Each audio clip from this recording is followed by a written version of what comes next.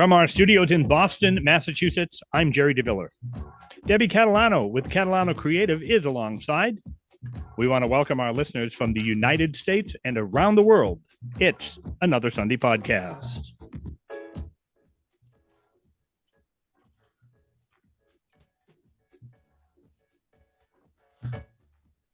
Hello, Debbie. Hello, Gerry. How are are you? I am better than I deserve. Thank you. Good to see you again. Good to see you too. Hey, we are recording this on the first day of fall, I think. Yes. Right? September the 22nd is the first day of fall. That's correct. I believe so. If my calendar is right. Mm-hmm. And it certainly still feels like summer here in New England. So yes. Which I'm okay with. I'm okay with. So am I. So I am you know what else I found out today? Good. That 2025, the year 2025, the year we're in now, is actually the 50th anniversary of hip hop. Has it been around that long? Oh, yeah, yes. That would be actually a very cool topic. There was I believe a documentary about that, about the evolution of hip hop. So, oh yes. Yep. Yeah, I'm old. What can I say? I'm just getting old. I'm not enjoying it too much. But I took a hip hop dance class over the summer that I'm going to return to. Okay.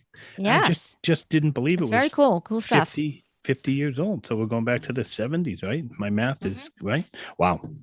I've got to find out the name of that documentary. I'll let you know. Okay. Yeah, definitely. Yeah. Let me know. Yeah. I am excited about today's episode because for a number of reasons. We have a return guest. Yes. Not only is he a return guest, he is a newest member of our Five Timers Club. So we are definitely going to have to come up with something for our Five Timers. Well, we said that last time. I know. So we need to do something. I know this was his goal. He had a goal of being a five timer. He did. So, he did. Goal achieved. And it has been achieved. So we'll have to come up with something kind of cool and special and send to our five timer members. So who am I talking about? I know you wanted to ask that.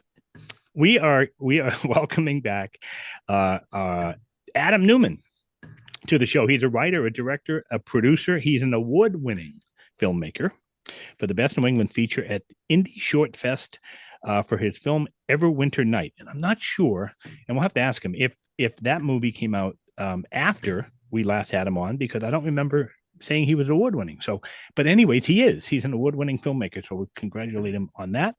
And so he first appeared with us in November of 2023. He was again with us in March and October of 24. And the last time it was he and I in January of 25. And just to kind of remind our listeners and our new listeners to the show that he is a passionate filmmaker. He started writing stories as soon as he could read, forcing his childhood friend and neighbor to put on plays during sleepovers. He began to focus and study visual arts, focusing on film. He has written, directed, and produced, again, award-winning short and feature films. He brings his undying enthusiasm along with his many years of experience behind the camera to the Dreamscape production team. That's his company that he is a part of. And we know you're going to love to hear his story and the story behind the story and a whole bunch of stuff. So I'm going to shut up for a minute and welcome back to the show our newest five-timer club member, Adam Newman. Welcome back, Adam. Good to see you again. Oh, it's so great to see you guys and finally to have that title of the five-timer. I'll expect my gold-plated jacket real soon. Oh, okay. So gold-plated. All right. That's what I'm looking for, yeah. We might have to get some sponsors for this show, but we'll get it. We'll get it. Nice to see you, Adam. Yeah, nice to see you as well. How have you been? Did you have a good summer? Yeah, I mean, it's so great that you just mentioned it's the first day of fall. It's my favorite of the seasons, and I didn't even notice it. Yeah, it's been a really, really wild year, I think probably in a previous show I said that every year I'm currently living, I'm very blessed, is the best year of my life, right? The newest one. This one is going to make it tough, just because I've had a couple difficult things over the past few months or something, home related things. And then, my father passed away about 6 months ago, which was Oh, tough for all of us. And so sorry. thank you, thank you. But at the same time, what we're doing professionally, what we're doing with Dreamscape, and what we're doing from there has been really, really great. So yeah, the summer's been great. Not too hot. I hate the heat, so that's great.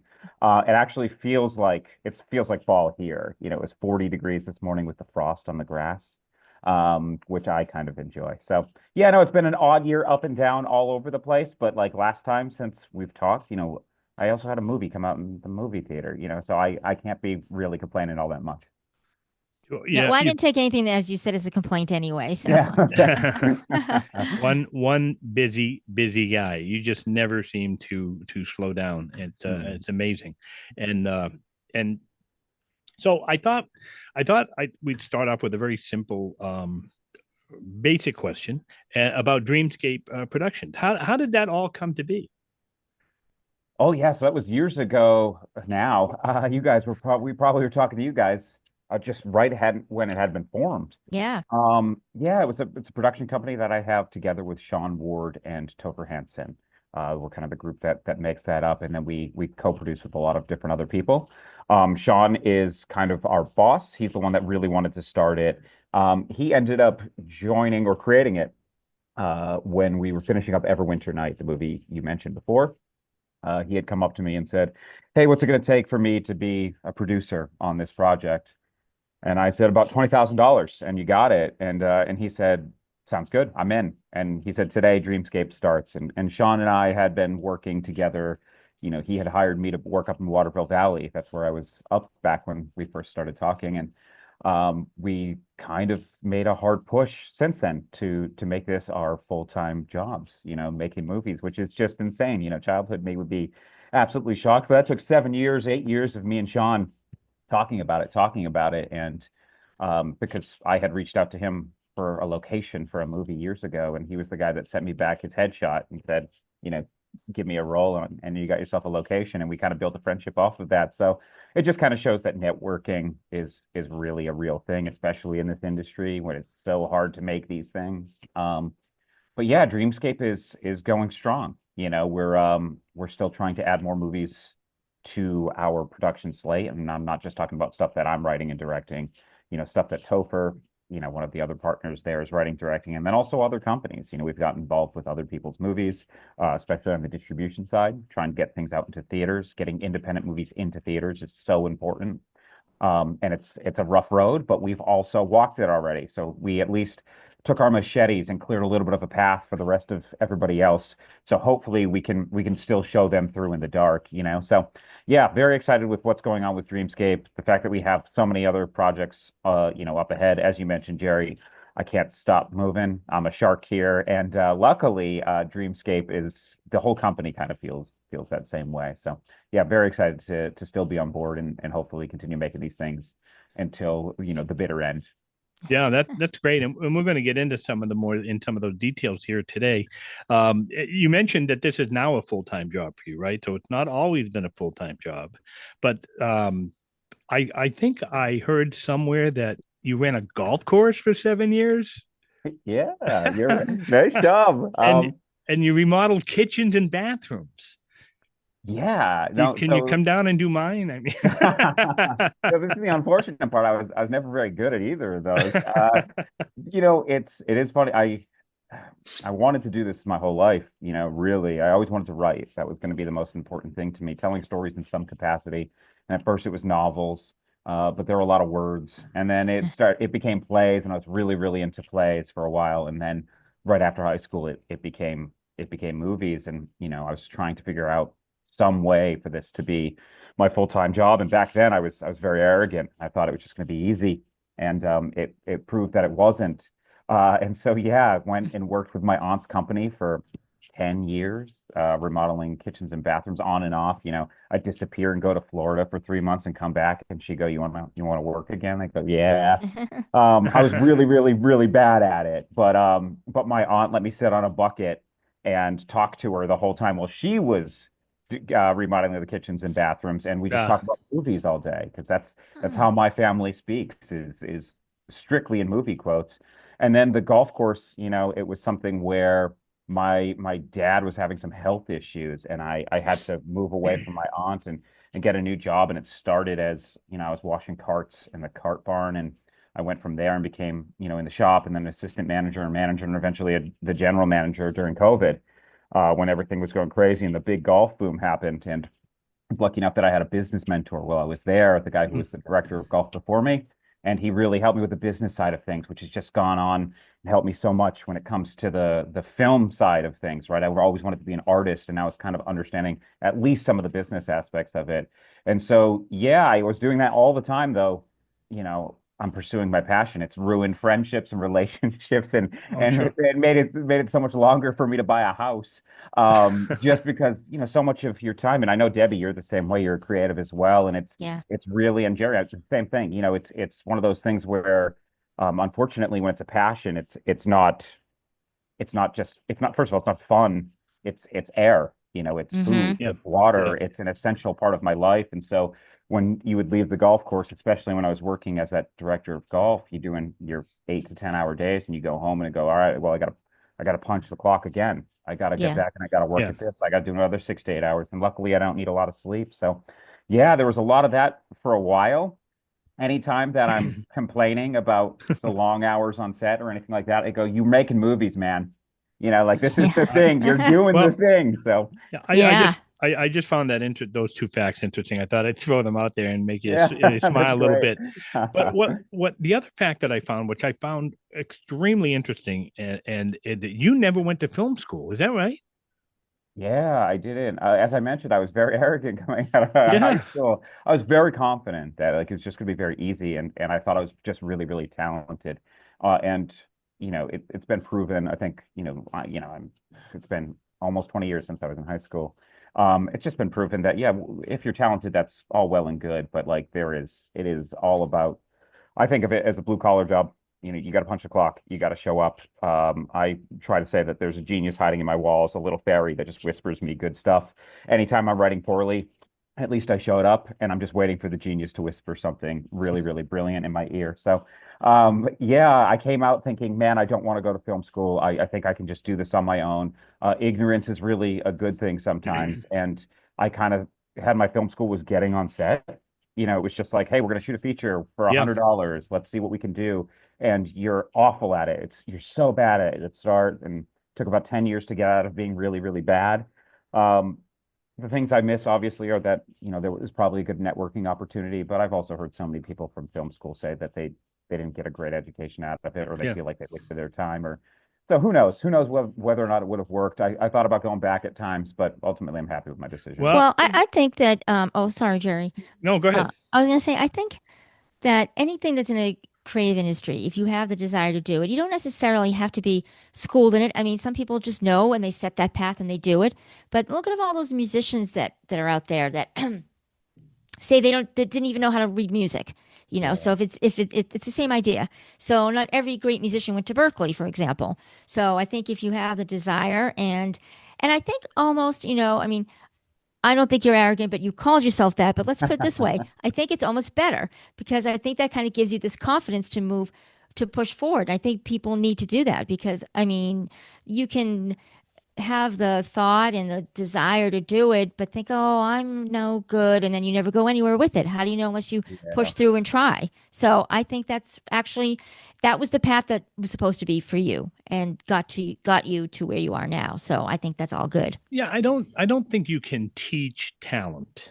Hmm. Right. I mean, you have it or you don't, and you can maybe fine tune it to learn some ideas, but the talent inside of you. So yeah, I just found it interesting that that you had never gone to film school and you are an award-winning filmmaker. So there you go. And I don't know if arrogant Yes. is the right word, as Debbie said. I think confident Yes. is the right word, and Yes. you have to be that way in order to make it, and it's been very successful for you so far. So. Yeah, that's I think confident is a better word Yeah. Well, Yeah. these than days, arrogant. hopefully it's more confidence. It's one of those things too where the arrogance comes from not knowing what you don't know, and it's so insane when you start to do this. I think everybody kind of has this experience when you really love something, you start doing it, and you go, oh my God, I'm so small, but you're so much better than you were at the beginning. But it's just Yeah. when you finally can, it's when you're able to actually see, because you now have enough experience, just how big this world is, how vast, making a movie is, how much I still have to learn. I could be learning until the day that I die, and I'll be, 10% of the way there. I Hmm. just think that there's so much more. And I agree. I think I had to go through it this way, in order to have this. And I think also, you know, we're not going to dive into AI. I know that we all have opinions of it, but I think the point of view of an artist is the biggest Yeah. difference between artificial intelligence and a human. And Hmm. my point of view comes from the path that I did choose, Yes. which Yes. or stumbled into, or whatever it may be. It's a variety of those things, right? It's luck and it's choice and it's all of the lack of luck and all of those different things. So yeah, no, I'm very, very happy with the decision that I did make not to go. Obviously the resources would have been nice and stuff like that. I hear about some of the resources that they have in film schools now. It would be great to Hmm. have those. But, at that time I might have misused them, and I might not have handled it the way that I should have. And it really, really set this thing I, in I motion for don't I me. don't I don't think you should ever look back. I mean, Yeah, certainly. you're moving forward at a great pace. Again, an award Mhm. winning um, filmmaker. Yeah, I think it certainly sounds like and looks like it was the right move to Mhm. make. And going back to a little bit of what you said just a few minutes ago or a minute ago, Mhm. um, I, I remember you telling us or somewhere I read that you're a really tough critic of yourself. Yeah. Um, that to the point where you make films and you might not watch them or you might not like them, and is can you elaborate on that? I found that to be interesting. Um, Yeah. yeah, what Um, what is that about? so I'd love to hear it from your guys' point of view too, after you create something. But I selfishly do claim that every movie that exists currently is for me. That's it. They've all been made for me. Beauty and the Beast, The Holdovers. All of these movies were made for me to enjoy, and that's it. So when I sit down, they're trying to communicate with me, right? That's what a film is. That's what any piece of art is. It's desperately trying to connect with somebody. Some ideas, people, places, things, empathy machines, right? That's what they're trying to generate. By the time I've finished my thing, right, I get to fall in love with the thing in the idea phase and the writing of it phase and the building of it phase. And I go like, this is the exact movie that I would want to see in the world. And then you make it. And there's the process of beating the script up and filming the thing and getting it through the birth canal and editing the thing. And so by the end, you've seen it 1,000 times. And at that point, it's no longer my film anymore. It's not for me. I did not make this movie for me. I made it for you guys. I made it for Gerry individually, Debbie individually, every single person that's going to connect with the thing. And so by the end, I'm worn out of the movie. I was in love with the movie at the beginning. I hopefully it was communicated the way that I wanted it to be communicated. And the only thing that's left is it's just been me holding my hand across the table and going like, "Hey, do you guys see me?" And you're allowed to slap it away and go, "No, I don't like this thing." Or you can shake my hand and go like, "Wow, I really see you." Um, so yeah, once it's done, it's very, very difficult for me to go back to. Years and years later, I will. I'll throw something up. I have a movie, Ice Patrol, that we've shot 10 years ago, and it's really rough around the edges, but I will put it on every now and then. I go like, yeah, that's what I intended to make. And yeah, it's rough around the edges. And I wish I knew what I know now. Like, what would I have done? Um, but I feel great about it. I feel really good about it. But it takes years, I think, for that to wear away. I have to almost watch the movie anew and then become like you guys, become the audience again. So yeah, it's difficult. I'm very self-deprecating, as you guys can tell too. On set, I'm constantly saying, listen, we're not making The Godfather. We're not curing cancer. We're kids in a sandbox. That's all we're doing. We're just playing. So like just keep it light, just keep it light. We're not going to save the world. All we're trying to do is communicate with other people and the only way that we could do, and if we could do it any other way, we would. So yeah, a little bit difficult on myself in that way. I do think it helps hopefully in the story making process. They say create like a child, edit like a scientist, and I do kind of believe that, because once we get it to that phase, me and my editor only talk in terms of the audience. We don't talk about each other. all we talk about is the audience going to get this? Is the audience going to feel this? What's the audience thinking at this point? Are they going to be checking out? Are they going to be abandoning our movie? Are they really invested? Should we turn this on them? When should we turn this on them? All those types of things. So I'm only thinking about Gerry and Debbie at that point, no longer about me and the thing that I was originally making. So Yeah, that makes sense. I mean, I get that because ultimately, when you create anything, film, music, novel, it mm, is because ultimately you would like to share a story, share it with somebody, and you hope that somebody, even if it's just one person, gets something out of it. So I think everything you said makes sense, and I like how you have the crew or the cast, how you kind of put them at ease by telling them that, because maybe when they're at ease and they're not tense about whatever they're doing, it's going to bring out the best in them. that's the hope, Yeah, Yeah. it's we, you hear the stories of the tyrants on set, and it's very much not my personality either. I like to have fun. I like to turn it into summer camp. I once heard somebody say like, "Hey, this is a job. Treat it like a job." Nope, sorry, I can't do it. I don't have it in me. I know that people are getting paid for this. At the same time, my goal is I don't want to make it into the circus, but I want to make it into a good time when it comes to the cast and to the crew. So constantly poking fun at ourselves. I think there's a self-seriousness that can happen with filmmakers, because it is so ego-driven, and which is means it's insecurity-driven. If you can just strip that away and just go like, "Hey, we're humans. We're trying here. We're dancing around here, right? We're just having fun in front of everybody, and hopefully it connects with somebody." And I really love what you said there, which is that if it connects with one person, every single one of our movies that we've made, and I've made 6 features and 6 shorts at this point, which is way too many movies. But No way. but every one of them, the one person has said something that I go like, well, who cares what the cost of this movie was? Who cares Hmm. what headaches there were? Who cares about how cold it was? Who cares about the hours? Somebody I had my playwriting teacher came up and he said, "I'm so proud of you, like for what you've done. That's it. Oh, It's over. yeah, Don't need yeah. anybody else to That's continue, huge. Of Yeah, Yeah, and that course. is. Yeah. and Round the Decay, we had a reviewer. He does puppet reviews, so he just does it as a puppet because he's a little bit camera shy, and he did an hour-long breakdown of Round the Decay and just talking Wow. about all the themes and anybody that engages with the thing that was in your head that you needed to get out of in that way. I just went, who cares when anybody else thinks? That guy really, really cared about it and really, really thought about it. And that's all I ever wanted. And I showed it to my producers and he said, he's looking at it the way we always wanted people to. And I go, exactly. Wow. There's our How one. There's our satisfying one. is that? Yeah, it's a Yeah. great Yeah. feeling. Yes. Hmm.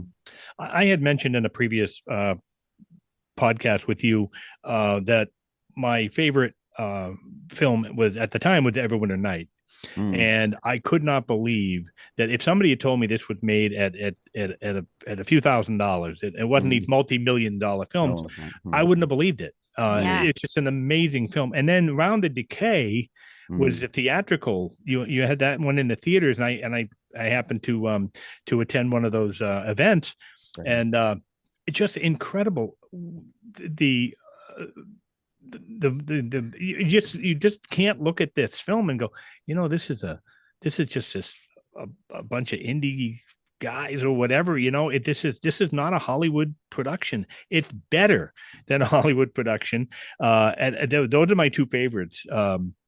I of really of I've appreciate loved that. everything you've done, even from the very Okay. beginning. I've watched the Mm. progression, and Mm. it's amazing in the short period of time how you have progressed to again. I'll say it again, an award-winning filmmaker. It's just incredible.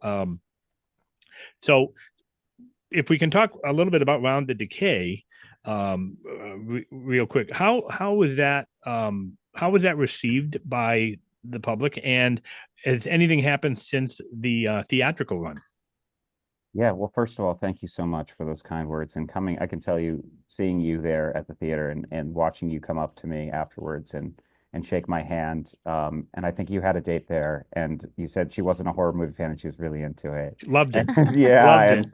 and the great thing with you, Gerry, is I feel like you probably got a terrible poker face because you like I could feel how genuine you were about it, and that was so appreciated. So I really do appreciate And, that. and for the record, I am not a horror film guy. Yeah, I no, am not a horror film yeah, guy, yeah. but that wasn't a that Mm, wasn't. Yeah, I'm not a horror film guy, and this mm. had everything in it, and it was very very entertaining.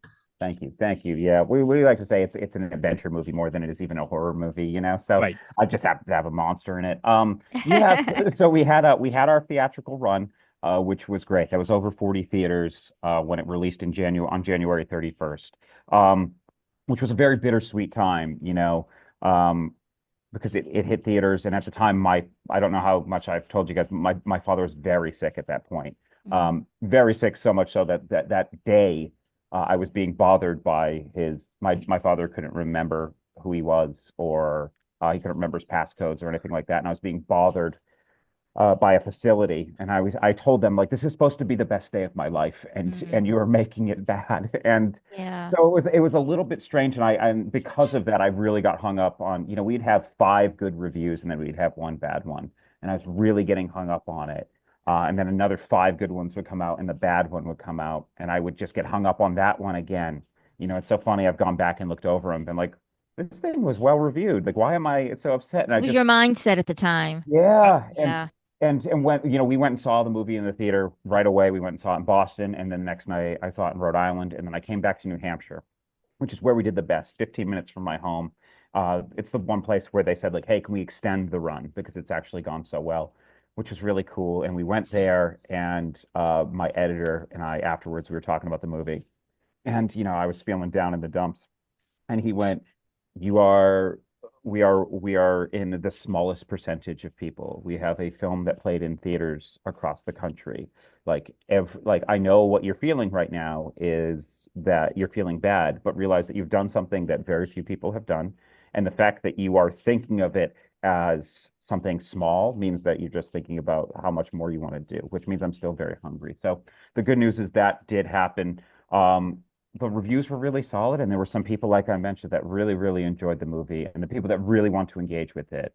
It's, as you guys can tell with my movies, they're a little bit slower burns. I really, really like stories that unfold kind of like the pace of a 90s movie. I love that 100-minute mark. I love first acts that are 25, 30 minutes where you can really get to know the characters so that when the ending of the movie comes along, you care about what happened to them.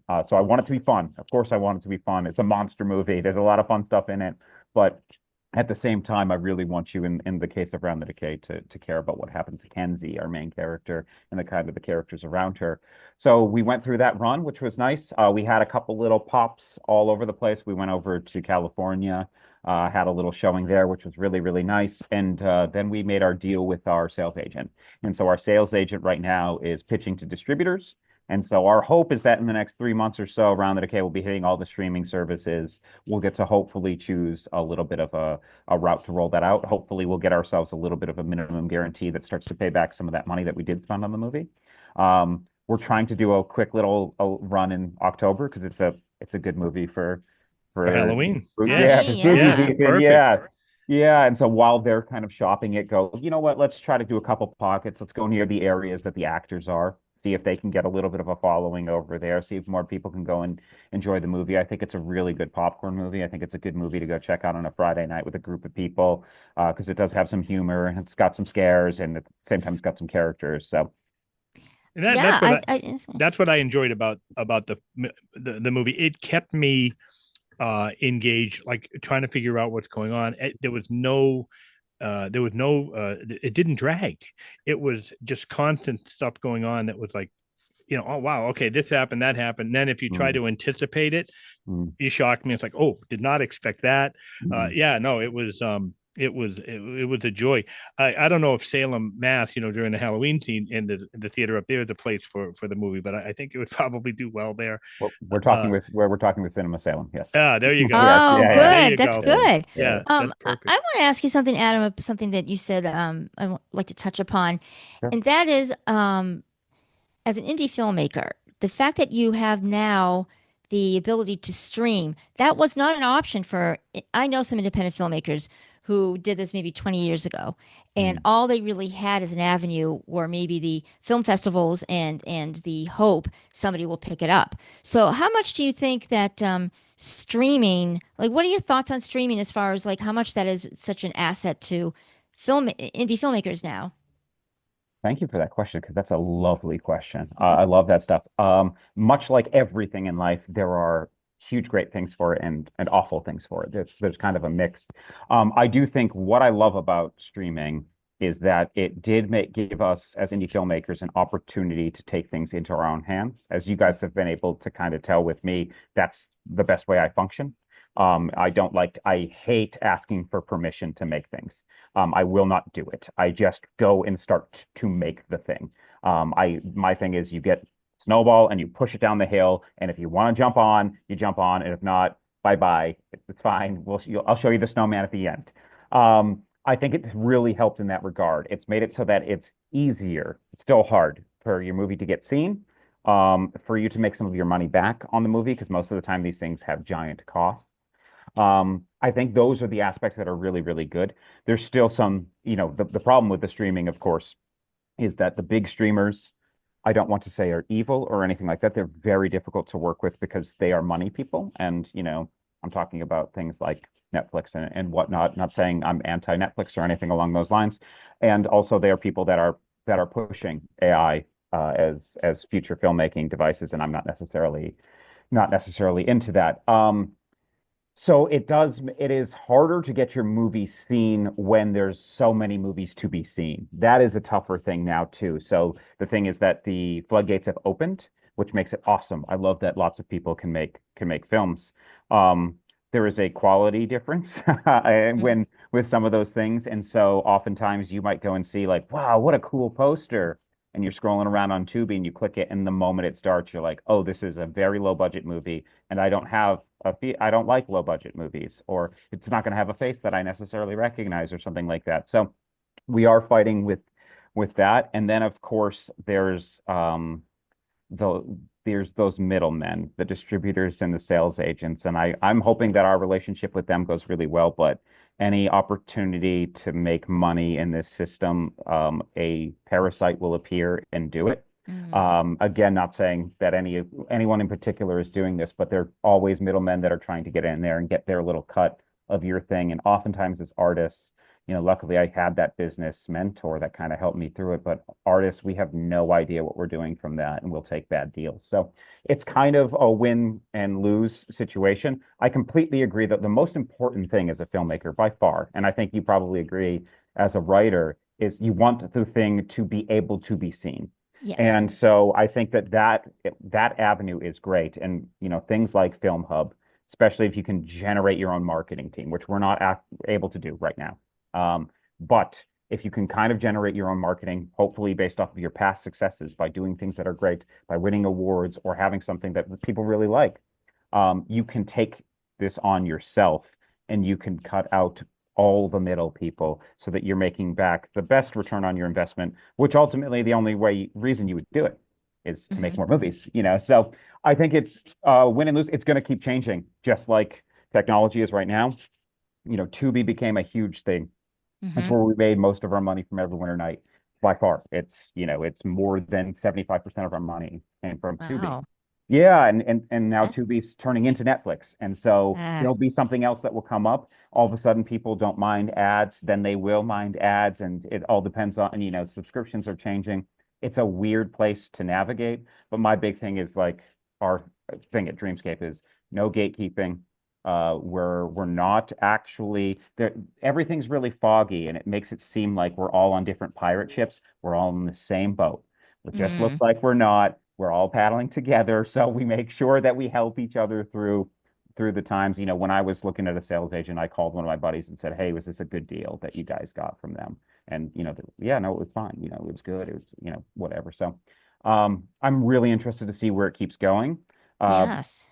and of course, I think the thing that we're constantly thinking about at Dreamscape too is um, how do you utilize the streaming alongside other ways to get your thing in front of audiences? Because I do think you can't blame the audience if nobody's watching it. It's your fault if they're not watching True. I it. mean, and that's Right. a smart way of thinking. You can't rely just on one avenue. That this Yeah. just happens to be an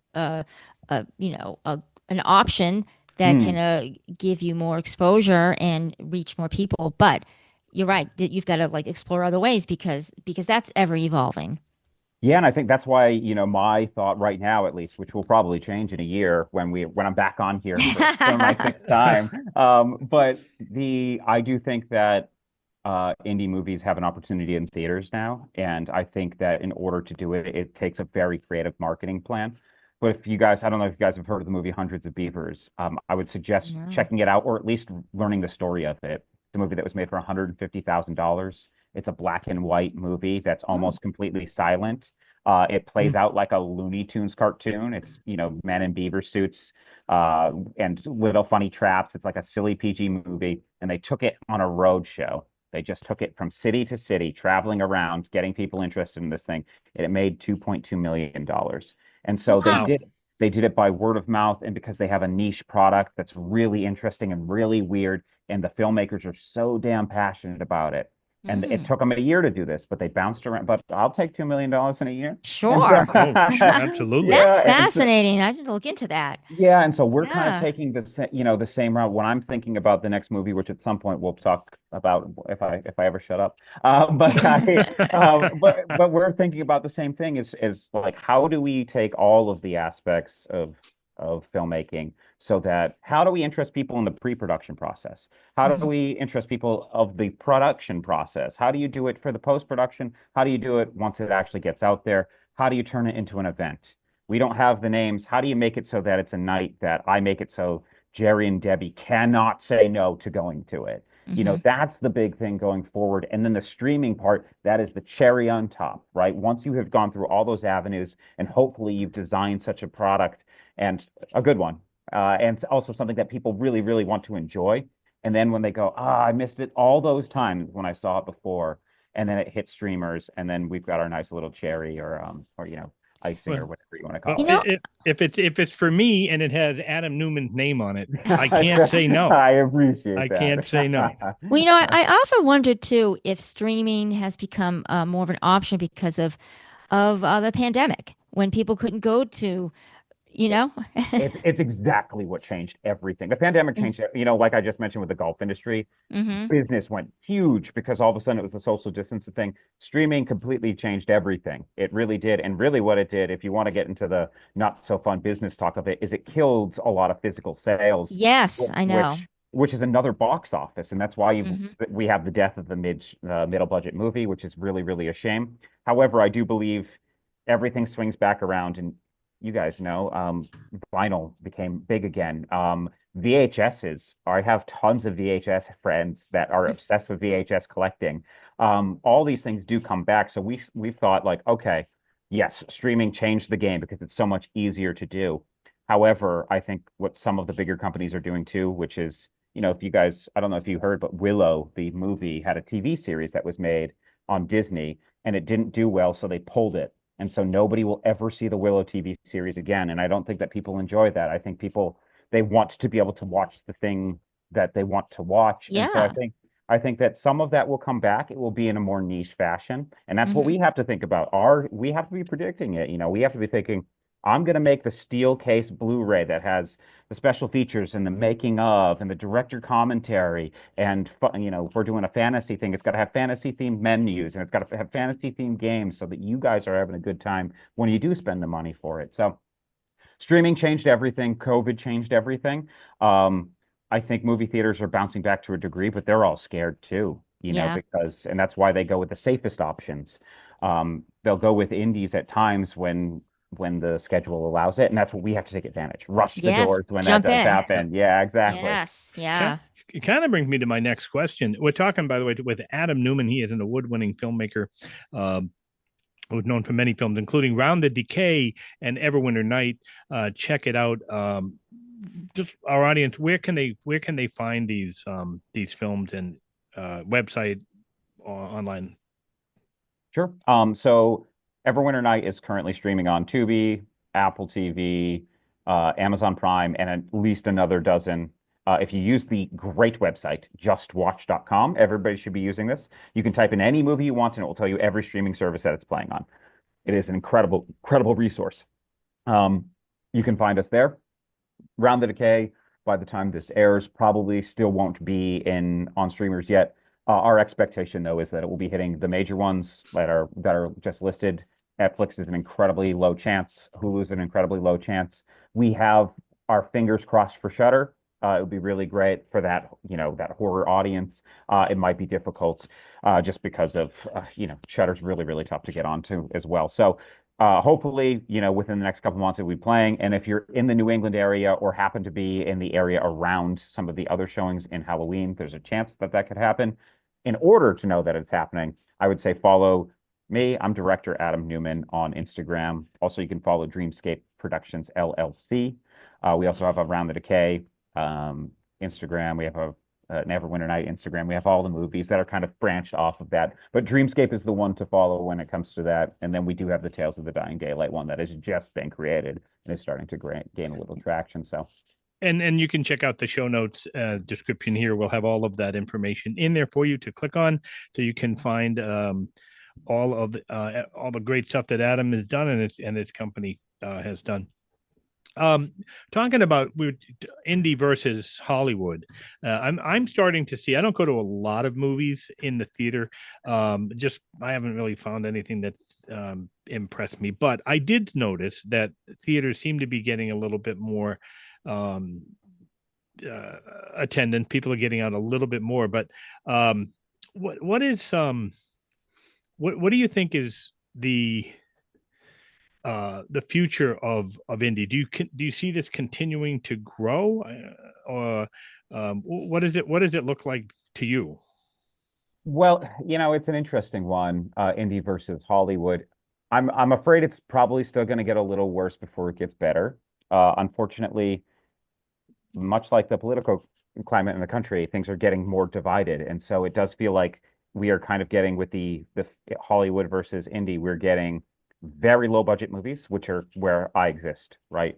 When I say very low budget, I typically mean under $1 million, or so significantly under $1 million. 300,000 is what's considered an ultra low budget movie, which is insane.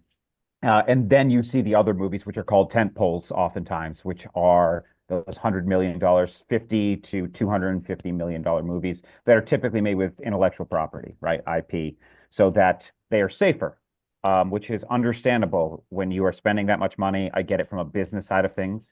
I think like an artist, but I understand the business people here. I do think that's going to continue to happen for a little bit until something really breaks the mold.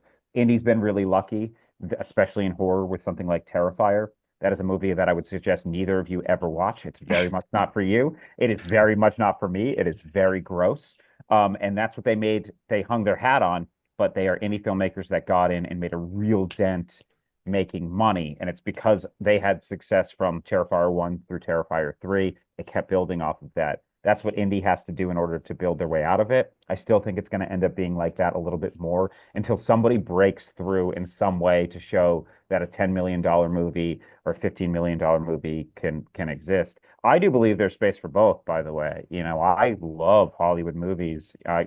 My favorite movie from this year is Superman. I loved it. And so I think there's a lot of really, really good. I just saw The Long Walk last week. That was great.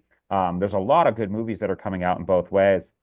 I think that indie still has a chance of getting into the theater because I think the big thing too is that Hollywood is making less movies. There used to be a time when Hollywood was making 1,000 movies a year, and now they're making something like 100 or 200 movies a year. And it's because they cost so much and they're so risky. And so when that happens, that means screens are open for indie films. And if we can get people in there and especially push people there, which is on us, again, can't blame the audience. It's on us. You can't cry when someone doesn't go to your thing if you're not pushing it hard. And so I do think it's going to transform a little bit. I still think that the bigger divide with the money is going to continue happening. Things are going to get cheaper. The AI thing is going to change everything. It's going to completely, and I do believe that audiences will ultimately reject any performance that is artificial intelligence because I have faith in humanity. Call me hopeful, but we will still experience it at least first for a little bit of time. I hope it goes like 3D or smell-o-vision, where it just kind of goes by the wayside when the audience go, "This is not for me." Yeah, exactly. Just some of the, and it can be dangerous. And I'd love to do a show with you Yeah.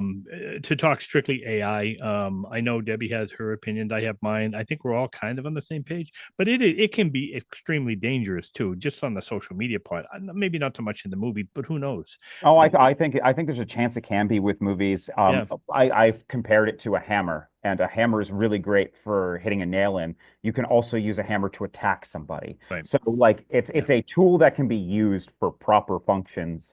And I like it needs to be used in movies in some way. It helps us clean audio if there's a waterfall in the background. That's huge. That goes such a long way. right. But when you start to generate a human's face or attempt to tell me that it's human when there's no soul to it, that's when we start getting into really Yeah, sketchy areas, you know? I yeah. I love that hammer comparison, by the way. Yeah. Thank That's you. brilliant. Yes. Thank you. We'll definitely have you back Yeah. to talk strictly about that Yes. in the Yeah, near please. future. I'm sure Yeah. our audience has their opinions on it as well. Hmm. We're getting close to wrapping up here, but I got a number of things that we wanted to talk Yeah. to you about. Talk about your new We could stuff. go on for hours and talk with you, and we love it. And I appreciate you taking the time out of your busy schedule. You were recently up in New Hampshire in the Granite Con and the New Hampshire Comic Con. How did that go? It was amazing. I just got back from it yesterday. You wouldn't believe it, but I'm actually quite socially exhausted from it. It's the first time I've ever been to a Comic-Con. I've never been to anything like that. Wow. Yeah. And so we had a little booth. It was to start telling people about our next film, which is Tales of the Dying Daylight. And we have kind of like a cool, fun fundraiser type of thing that we're doing in order to just it's not all of our money, but it's going to get us a little chunk of the money. And it's also going to get people excited about the film. And so we showed up. Luckily, there was several thousand people that walked through. Our very good friend Roger Clark, who was in Round the Decay, and he's famous for being in Red Dead Redemption 2, was right next to us. And so his line had to pass by us. It was perfect. We kept saying, like, Roger was in our last movie. You should go to our event to support our next It is movie. perfect. Yeah, it was great how it worked out. But yeah, you get to a place where you can see, and like I said, I've never been to a Comic-Con. I am a big nerd, but I'm not a comic guy. I'm mostly sci-fi, horror, obviously fantasy, huge video games. The comics aren't my thing. This was such an eclectic group of people that were coming around, and my God, you see how passionate they are about these things. And you guys see, I have no problem talking and engaging with people. I quite enjoy it. And we just started handing out these cards to people. So we're running a banquet January 31st at Mechanics Hall in Worcester, Massachusetts. Mm. And so think about a Renaissance fair mixed with medieval times, but indoor. And so we're doing a four-course meal. There's going to be entertainers. There's going to be comedians. There's going to be contortionists, archers, vendors, performance, a harpist, all of this type of stuff. We're doing this huge event so that everybody can show up in costume. We're having a big costume contest where the winner gets to get into the movie. And so we had this big thing where we were kind of pushing this around to people. And at first I was worried. You're always worried that nobody's going to be latching on. And within 15 minutes, a couple came by and they said, "This is awesome. We're going to be there." I went, "That just paid for the booth." And then Yes. and then You we know, went down. We handed out 500 postcards, 500 stickers. We ran out before the event That's ended. So great. yeah, it was Oh, awesome. I'm happy you for know, you. That was a Thank you. good move doing Big, that. yeah, thank you. I want to talk about that event and the upcoming movie, but you just touched on something that I remember hearing in a recent podcast episode that you had done, Mm. talking about people aren't going to do this, or you don't think people are going to buy into this, and you said, but you just got to ask because the Yeah. answer no is right. So Yeah. I thought that was awesome. Thank you. Yeah, that it's like if you don't ask, you're never going to get. The answer is no. The answer is no until you ask. It's always no until you ask. Exactly, exactly. Yes. Yeah. Yes. And I think it was you or the host who actually had said this is never going to happen and asked, and they actually said, here, I'm gonna do it, just like you said. So you're right. I think that's great advice. It's always no until you ask. So And it still might be no. But the right, thing is, at least you have confirmation. And I'm also somebody that, like, if I ask you to go to the thing and you hem and haw, you have to give me an answer. And it right, can be no, but give me that answer. right. And so you have no idea. The people that will show up or won't show up to your thing are never the people you expect. You You think expect there's a right. friend, there's sometimes a friend that you're like, they'll definitely be there. They're not, and you get Mhm. disappointed. But then there's somebody that you go, I've seen people come show up from high school that I haven't talked to in 20 years, Yeah. and they say, "Wow, it's so cool that you're doing this thing. I Yeah. had to check it out." You know, you Yeah. never know. Yeah, Yeah. I digressed a little bit, but you started talking about your upcoming project and about this benefit. So, how can people get more information on the benefit and sign up and maybe win a chance to be in the film and Yeah. talk a little bit about that, and then if you would talk about the actual project and what's going on with that. Yeah.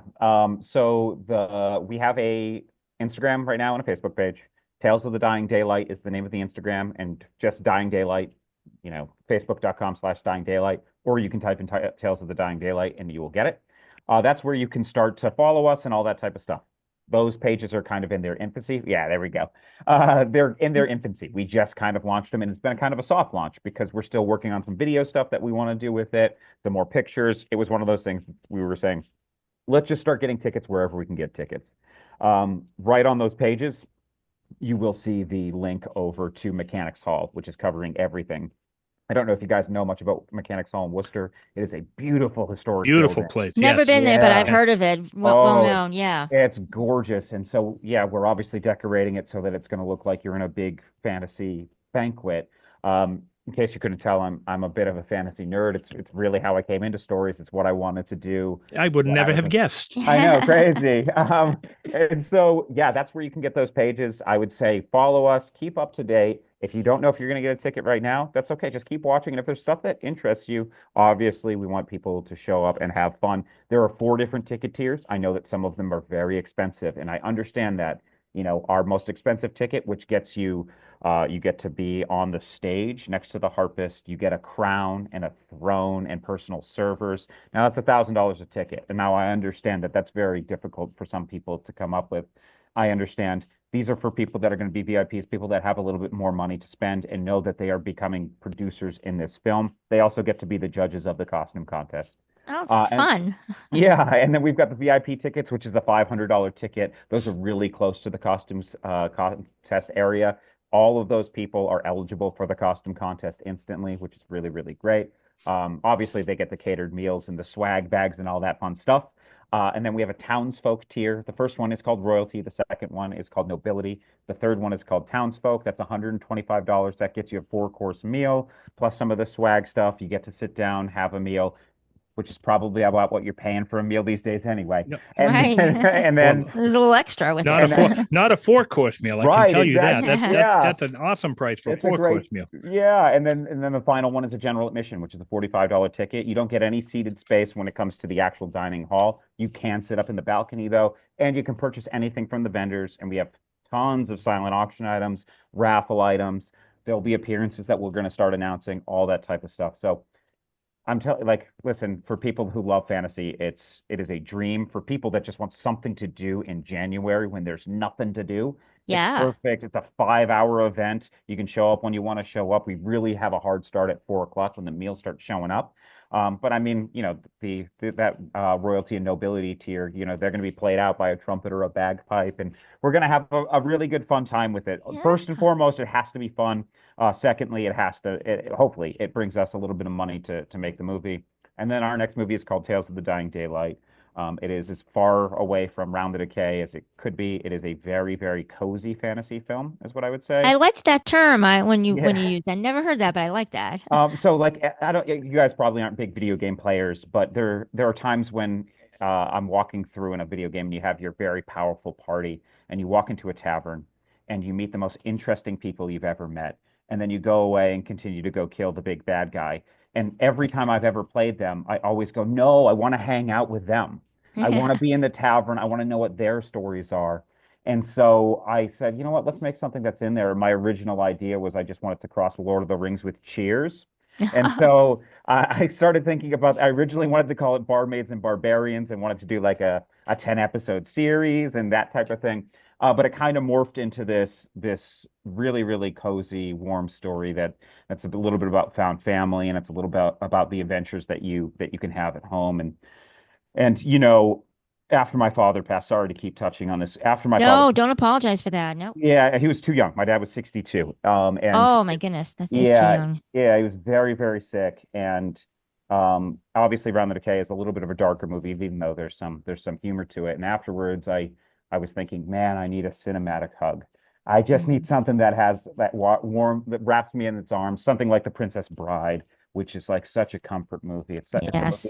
with fun and adventure and characters you love so much and lines you love so much. And every time I turn on Princess Bride, I feel like I'm home again. I'm sitting next to my dad, it's that kind of feeling. And so, yeah, that's kind of where we're aiming for the movie. As far different as I could with Round the Decay, it's going to be a lot brighter of a film. Obviously, there's hijinks and there's action and there's a bit of adventure and stuff like that.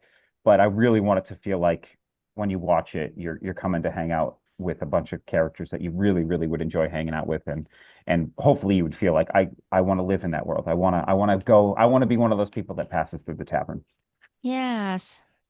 You have a goal for when the movie you'd like it to come out? Yeah, Is of it course. Yeah.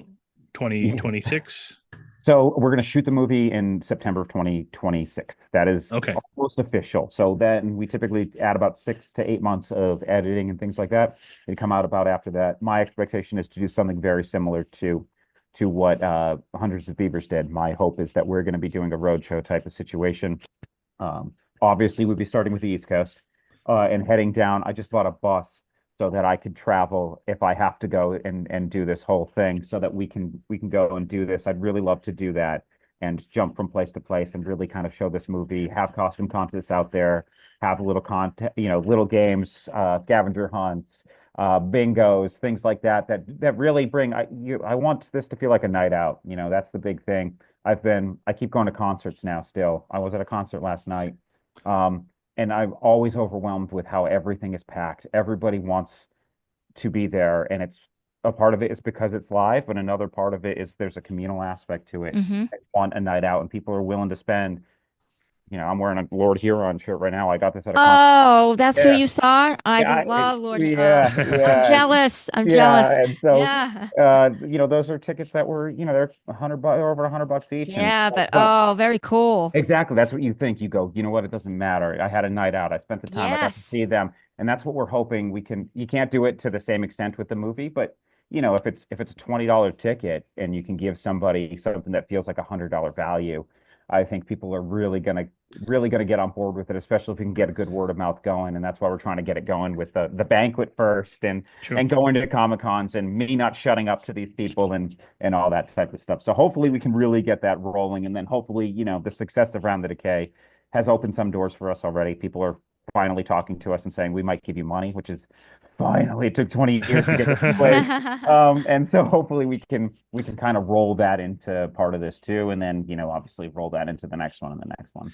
I admire the fact you say 20 years. I admire the fact you're not giving up. This is, like you said, this has been your Mm. passion since you were just a youngster, and you just are moving forward. Again, folks, go check out the website Mm. and the movies where you can, and you definitely see the progression of how far you come in. And here you are holding a major event to for the next film, and you bought a bus. I mean, everything is just Yes, I every love time it. we have you on, it's something bigger and bigger and bigger. And I think that's awesome. You deserve it. You are definitely not the Hollywood type. I hope that's not an insult to you. I don't think it It's the is. greatest badge. Yeah. Yeah. It's awesome. I am so glad that we were able to get introduced to you and to bring this and help you in any way that we can. Mm. To promote, because the product great. Everybody I've met on your team on in that theater was fantastic, and Mm. it was just a lot of fun. So, and that's what we need right now, right? So, Mm. um, that's that's awesome. All of the links, again, folks, will be in the show notes. If you have any questions or whatnot, you certainly can email us at itsanothersundaypodcast@gmail.com, or click on the links. I'm sure you can reach Adam that way as well. And if you want to support this event and you have the means to do it, please do. It is certainly worth it. We don't, Debbie and I typically don't do a lot of that kind of promotional stuff, but this is something that's very special to us. Oh yeah, so yeah. please, if you have the means to do it, and even if you don't want the full meal and all that stuff, you just want to go have a great time. Exactly. Everything is affordable, and it's a beautiful venue down there in Worcester too. So we wish you the best of luck for. I also want to just jump in real quick and say, because Sure. I started following that your page. Yep. I love the graphics. I just want to say that with I'm the one making the graphics right now. Wow. Yeah. This is what, at the indie space, this is what you have to kind of do. I'm very lucky though. If you start searching through, you can see some of the GraniteCon stuff too, though. I have a great team that's starting to build up. The booth that we had at GraniteCon she made it in 2 hours, and we're like, this is incredible. And everybody kept stopping over and going, this is the best looking booth. So I have an incredible team behind me. It's definitely not a one-man show.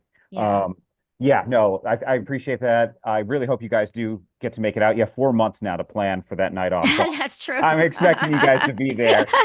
And anybody that hears this show, and if they don't live in the area and you want to donate tickets, please reach out to me. It is huge, because there are people that came up to us and they said, hey, this is outside of my means. Is there any way I could volunteer? Because I love this thing. I would love to give away tickets to people in those circumstances who, they can't afford to get there. But if somebody is willing to donate, it's huge. Also, we are willing to take sponsorships. We've already have businesses that have said, yeah, we'll sponsor. We'll give you guys a couple $100, a couple $1,000, whatever it may be, in order to get our names on this thing, because we think it's such a cool event. So we're always willing to talk, always willing. And as you said, Gerry, we're not Hollywood. Then that's what I'm very proud of that. We're just artists trying to make stuff. Everybody's trying to make stuff. We're trying to help other people make stuff. So. That's awesome. I just have one last question, and you just kind of touched on it. So in addition to all of the things that we talked about, you have a role, or Dreamscape has a role in distributing other people's movies. Yeah. Tell us a little bit about that. Yeah, so we're helping get other movies into theaters as well. We have been building relationships. Sean is, the CEO of the company, is really big about distributing other people's movies, getting other people's things into theaters so that we can start working on projects together. And it's a networking opportunity. We went and worked on a movie called Wild Faith Christmas, which is coming out soon. It's the first time I've ever crewed on somebody else's job, and it's very, very weird. And we also had a bootlegged movie, Prohibition era movie, historical drama called Harson's Island of Revenge. Now I was no part in the movie. All I've done is help get them into the theaters. But ultimately, our goal and expectation, and hopefully people that are listening to this, independent filmmakers that are thinking, how do I get into theaters? I'm so lost. I don't know what to do. Like, reach out to Dreamscape. I can't stress this enough. We really don't believe in gatekeeping. Sean has been like, some things are going to lose us money, some things are going to cost us money in the long run, but ultimately we can't be those people. He constantly says that to me. Can't be those people. When I didn't send a report recently, he goes, we can't be those people. We have to be those people that they trust. So yeah, Dreamscape's trying to do that. Every genre under the sun, I like horror. Topher's a big horror guy. Sean hates horror. It's not his cup of tea. He likes westerns. And so we'll jump around from genre to genre. If you have a quality story to tell, we'll try to get it. We'll try to help you get into theaters at the very least. We'll give you the knowledge that we have. No, I think that's awesome. Like you said, there's a lot of that gatekeeping going on, and everybody holding things close to the vest. And I think that's awesome. I think that's what makes the whole indie world great, and that's what I love about it. And so, and if there's anything we can do to help and to promote this, please, you know how to reach us. We'll be happy to talk about it and get it on the website. And we wish you the best of luck with everything that's going on. You are one busy guy, and I'm just so proud to know you and to be able to promote this. And I look forward to the project. I'm try to make it down to the to Worcester and meet you again and try to contribute in some way. So I'm kind of looking forward to that. And that's all I have. I'm expecting you in your elf ears, Gerry. Do I have to wear? I don't have to wear like a tuxedo or anything like that, right? It's No, I'm expecting you to have a war hammer on your back. Oh, well, yeah. Okay. I have to think about that. I don't have any other questions. Debbie, do you have any last questions? Oh, I mean, no. I mean, because I know he's going to be back on, so we'll have more to talk about then. Absolutely. So no, this is great. Really enjoyed your insight and just hearing more about it, and I look forward to following the progression of the next project. Well, thank you guys. So, it's thank Adam, you guys so much. Adam Newman, writer, director, producer, dreamscapeproductions.com, and you can check that out and check out the internet. Check out the internet. Check out the links in our show notes. Man, I'm getting old and I'm tired. It's a Monday. It's a Monday. And it's a Monday too. That's it, right? So check all of that out. It'll be in there. And again, if you want to reach out to us, it's another Sunday podcast at gmail.com. And if you need to reach out to Adam, you can find all of that information on the website as well. Adam, thank you so much. It's great to see you again, and I look forward to having you on for the 6th time. And in the meantime, we're going to have to Debbie, we're going to have to raise some money to get that gold-plated jacket. For him. We weren't thinking that quite that large, but it's good to think big. See, that's Adam's an inspiration. Adam, thank you so much, and we'll talk soon. Thank you, Adam. Yeah, Adam Newman, everyone.